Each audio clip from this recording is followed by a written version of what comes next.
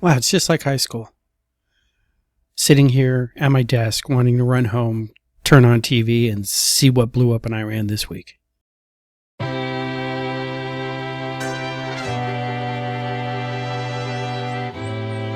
Well, hi there. My name is Charles Ray Dawson. I'm the Associate Broker Residential Sales Agent of ProStar Realty. This is the Unnamed Real Estate Podcast, episode 265. I hope you guys are having a good week.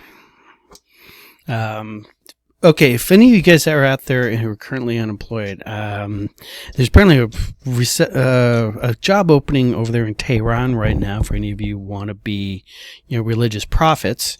A lot of turnover in that position, so turning over and turning over. Has anybody seen the Ayatollah? Oh yeah, he's over there, and he's over there, and he's way over there. Sorry. Shouldn't joke about these things, but, the Dawson sense of humor is very dark because we came out of coal mines in Durham County in the 1800s. So, but I'm not really set up to do a podcast today. So I hope you guys are all doing well. Like I alluded to on the teaser and stuff like that, this is like just some sort of high school flashback week. Was told we're going to be doing an 80s night at the Post. I'm like, and then stick to the end of the trailer. I'll throw this picture up there. Somebody found a picture of me from high school. Like, I think it was my junior year that year. That looks about like my junior year. And I'll show it. It's like you'll see something you won't recognize in my eyes in that picture. It's called hope. So, but, and then, blowing up Iran. And congratulations to the unnamed submarine who got the first war shot kill of a surface combatant since World War II. The bubbleheads are just going to be impossible to deal with for the next 5-10 months or so. Like I said, just old hobby of mine. Literally started when I was a kid. It's like, sitting there minding your own business, get home, news comes on, and we blew somebody up. And so right now we got like Operation Praying Mantis, Electric Boogaloo going on right now, and I'm missing all the good stuff. But I did find it really interesting, and this is part of what I wanted to talk about, is that in any case, and this is a real estate podcast, so don't worry, I'm going to bring this around. Any case of something that really, really suddenly happens in the world, your algorithm will be flooded with all sorts of pundits and pontiffs and people suddenly coming out of nowhere talking about stuff. And it will be upvoted or downvoted strictly based on how many people are clicking it because they like what they hear. And so we have all sorts of various channels suddenly popping up, and these guys I've never seen before in my entire life are sitting there, basically doing what I'm doing, and they're saying a lot of words, and they're also edited better than anything that I do, and people are getting their main source of information from these guys. Now, I was asked this week, is like, how do you know who to listen to? It's like, you need to find these people before you need these people. You need to have filtered out through all the kludge out there people that hit your level of trust, all right? And identify trust by going, do they have some sort of experience in what they're talking about? All right? Are they ideologically consistent? Or do they suddenly change their opinions on things based on who the president is, right? And the other thing along there is like, do they have a history of talking about this subject when it was not an interesting subject to the general consumer out there? These things are important, right? You got just case in point. There's a lady named Crystal Ball. All right, she is on Breaking Points. She used to be on The Hill. She hates all things Republican, all things conservative. And she has gone so incredibly off the deep end in the last year. All right. Today, she's sitting there discussing military tactics. Never discussed it before. Has no military background, no DD-214. All right, but she, is one of those individuals who thinks that because she's a reporter, she knows everything about everything, and all she needs to do is read a briefing or something like that. Next, she's qualified to be Secretary of War. So, and you see this a lot in real estate, especially on the financial side. Now, we got a lot of guys out there who are moving into the real estate space, trying to convince people how to be real estate investors. Right? A year and a half ago, they were talking about Bitcoin and talking about how real estate was bad, and that's why you have to follow Bitcoin. And before that, it was whatever. These guys are actually Amway salesmen. All right, if this was the 1970s and early 80s or so, they would have been pitching Amway to everybody. You know the types. All right, so when you hear about things in real estate, all right, I'm not saying you just listen to me, although that'd be a really good start. Listen to people who actually talk about this 24/7. It's like their livelihood. Try to follow information sources that are actually written for the professionals. Right? Don't follow Newsweek if you can follow the Business Journal. Right? Because the professionals read the professional magazines because their livelihood depends on it. And they have a high enough level, what's that, Gelf amnesia? Right, Gelfman amnesia. It's where you're sitting there, and let's say you're a subject matter expert in something. All right, it's your job. Okay, you know everything about this, and you read on page 3 about this horrible thing happening in your industry, and you read that article and go, well, that's complete fucking bullshit. I recognize this being complete bullshit. And then you turn the page and you read another article about some industry that you know nothing about, and you believe it 100%. You forget that source of information just gave you fucking bullshit about stuff you know, and then you just swallow whole hog the next thing that they say. All right? So here in real estate, here in Arizona in particular, all right, we're at a buyer's market right now.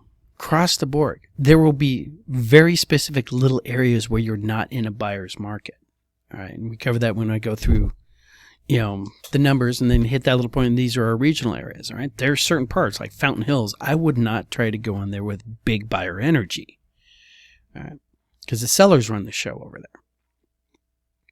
But you'll have the case like what's happened this week, which is a continuation of last week, where I'm like literally. We have a house. It's under contract. You need a roof. Right? My clients aren't going to buy that roof. They want the house. They want the pool. They want the layout. They want the location. They want everything about it. They don't want the roof. And the seller on the other side is like, not going to deal with that. Hold on for just a sec. It's Department of Veterans Affairs. Maybe I'm getting recalled. Nope.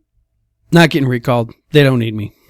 But they do want me to schedule me for a doctor's appointment. So, anyways, where was I?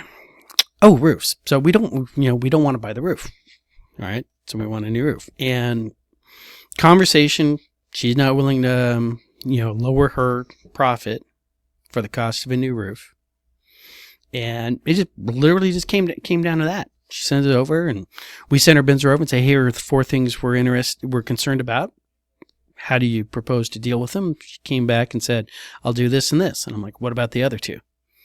Oh, I'm not doing that and not doing the roof. So honestly, it's like the 2, not even 2 big ticket items. Okay. But we're talking like the 2 health and safety items here. She wasn't willing to. So we just canceled out. Now on the flip side, on my listing, all right, we have a sus roof. And what I mean by a suspect roof is that we don't know how old the current roof is, because the buyer does not know. The seller in this case does not know, and she has had work done on it before. We have disclosed this to the other side, which we're obligated to do. The real estate side is obligated to do. Seller is supposed to do it too, but they'll always come up with the reasons not to tell people things. So home inspection happens, and we get they're putting a roofer on the roof. My seller is like, why do they need to walk the roof? Because they're buying a roof along with the house. So we're standing by waiting to see what the response on that one's going to be. I think it'll turn out okay. I'm not too overly concerned about it. So we're plans within plans within plans. So the issue with this whole thing seems to be this complete misunderstanding that the home inspection is not a chance to renegotiate the deal.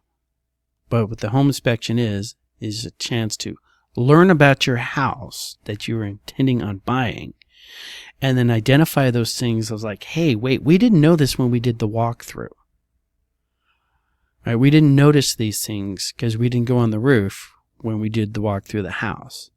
Now that we have new knowledge of something, right, we're not sure if we want to proceed, so let's continue on. So it seems to be a weird...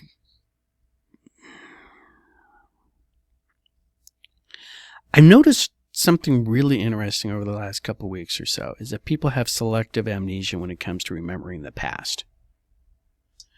And more importantly, they seem to miss the time things happens and the order of operations. They tend to get them all jumbled up and mixed up and stuff like that. Part of when I was on the buyer side, part of that seller's response was, "Oh, we accepted the lower offer that you made because we assumed you knew about the roof." Yeah, but we wouldn't have known about the roof. Right? That's a known unknown, to quote Rumsfeld. Right? And honestly, if you guys don't know what I'm talking about when I say known unknown, go back there and find the Donald Rumsfeld Secretary of Defense speech. He was talking to a bunch of reporters, those guys again. And he basically, some reporters said, wow, why didn't you know this? Because we didn't know it. Why aren't you supposed to know everything? And he started going into this. There's known knowns. We know something and we know it. There's known unknowns. Like, we do not know the condition of that roof. All right? And what gets you are the unknown unknowns, and that's what keeps me up at night. So you try to mitigate these things. And the way he described it was so perfect. If you understand logical reasoning. Reporters don't. And obviously at that point the entire freaking left side of the world didn't, because they were making little songs and jokes about it. Some of us actually were like, yeah, there's things you don't know. There's things I don't know. I'm pretty sure my things that I don't know are smaller than your things you don't know. But hey, I'm arrogant that way. Right? But to mitigate my pure arrogance is that I know there are things out there I do not know. Right? That's why we do home inspections. Right? We make offers, we work through life with the best information we have at hand. And if you did something, and then something, if you went on a road trip, all right, and 150 miles out of town, your transmission blows up. Don't castigate yourself. Oh, I never should have gone on this, this trip with a bad transmission. I never should have gone. You didn't know the transmission was bad. Now, that's a known unknown. Right. But if you had been told, hey, your transmission's about to blow, don't take it out of town, and you went anyways, now you got a problem. Right? Because that was a known. Right? Now, you might have discounted what the mechanic was saying. That happens a lot. There is this really weird sort of default setting Americans have, saying if a vendor tells me I need to replace, repair, whatever, something, he's just doing that so I give him the business. All right. And that's like saying the dermatologist is just calling it cancer so he can make more money from Big Pharma for the oncology treatments. And it's really interesting that level of trust you have towards certain professions and whatnot. All right. But it's the same thing. Subject matter expert, your dermatologist, says you have melanoma and we need to carve that out of you. And then you need to go have a PET scan and we need to make sure that's, hasn't got spread into your lymph nodes. All right. You don't instantly discount him going, oh yeah, he's just trying to get money for his big buddy, the oncology department. It's not really that bad. I'll just carve that thing off with a razor blade. All right. Mechanic sits there and says, hey, your transmission on this car, when's the last time you changed the transmission fluid? Never. And you get this weird stuff every time you're trying to shift. And you're planning on crossing the Rocky Mountains in this transmission? Maybe no. So when the roofer tells you have a bad roof, all right, when the buyer's roofer says you got a bad roof, all right, you can assume they got that. You can get a second opinion. Put your own guy up on the roof. All right, that's literally what I did with the seller on the other side. All right, she's like, no, that roof is fine. Okay, well, I got a report here that says this roof is not fine. So why don't you get your guy on the roof and get a second opinion and have his opinion, send his opinion over to me. Same layout, same format. I want to see the pictures. I want to see his pictures. Okay, I want to see his explanation. I want his certification that it's a decent roof, and I will take that to my buyers. All right. So this whole thing here, it's all about trust. All right, making sure that you have developed channels of information from sources that you trust. And then you audit that constantly, because some people will go spin out there after a little while. All right. So, case in point, let's go through our numbers. All right. These aren't accurate numbers. I'll tell you right now. All right. Why aren't these accurate? Because even though that says March 5th and today's March 5th, I actually took these numbers yesterday, about 9:30. So if you were to sit there and look at all these numbers right now, this second on MLS, they would be wrong. Right. But in this case, we don't need that level of accuracy because we're just looking at the trends. Because as of yesterday at 9:30, actives were 24,916, down 63 from the week before. Second week in a row, we've seen actives go down. All right. New listings are, 2,604, up 252. Our contracts are 2,944, up 106. I'd love to see contracts break over 3,000. All right. Closings were 2,371. Coming into an MLS near you are 775 new listings. Now, our supply is at 103. Supply is still growing. Our demand grew a little bit too to 85.5, but not enough since we had more supply coming on than we had demand coming on. All right. Cromford report number is now at 83. And as I said before, we don't actually have the city numbers this time around because Cromford has not put them out yet at the time of this recording. So as we go through these things and we doom scroll and because we have events happening in the world, a whole bunch of non-subject matter experts are suddenly opening up, their own channels and talking about these things. All right. There are people who are just doing it for the lulz. There's people who are doing it for the money. Okay. You got to watch for the bad actors. All right. Back in the early aughts, there used to be these things. They were called gold bugs. All right, these people, they're the ones who are always talking about the great crash that was coming and why you had to buy gold. Dump everything out of the stock market, throw it into gold. You gotta, the dollar's going to crash. And now we've seen the same thing with crypto. Those gold bugs evolved into crypto bugs, right? And they're usually trying to sell you their product in the day. And I've had this conversation before. Okay, we've discussed this. But in these cases where we have Iran blowing up stuff and we're blowing up Iran, all right, and F-15Es are getting shot out of the sky. Oh, by the way, to the Kuwaiti air defense units, I strictly and humbly apologize for calling you guys out for getting a little happy with the buttons. It actually turned out it was a Kuwaiti Air Force pilot in an F-18.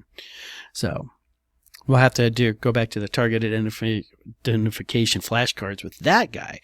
But this is one of the situations. Things are going to become constantly changing. And you got to watch out for the obviously bad actors. Right, there's this gentleman who's making the round last night. His last name is Lim, something like that. He was on Breaking Points earlier today. And he's sitting there talking about how this is going to be an American bloodbath and da-da-da-da-da-da-da. And Crystal Ball's sitting there just eating it all up. All right. And somebody mentioned down in the comments that this is a guy who, he's a Chinese national, comes here to the States, goes to Harvard, goes back to China, somehow is arrested by the Chinese government for 3 months, goes completely incommunicado, like disappears for 3 freaking months. And then he comes back to the United States and he's just running around doing his old thing. All right. But his tone changes. All right. Now, either they did a really good job of waterboarding and bring him on board with the Great People's Republic of China, or that might just be a cover story. Or maybe I'm reading too much James Clavell right now because I'm right in the middle of Noble House, right? And spies and whatnot is a big thing of that book's trend.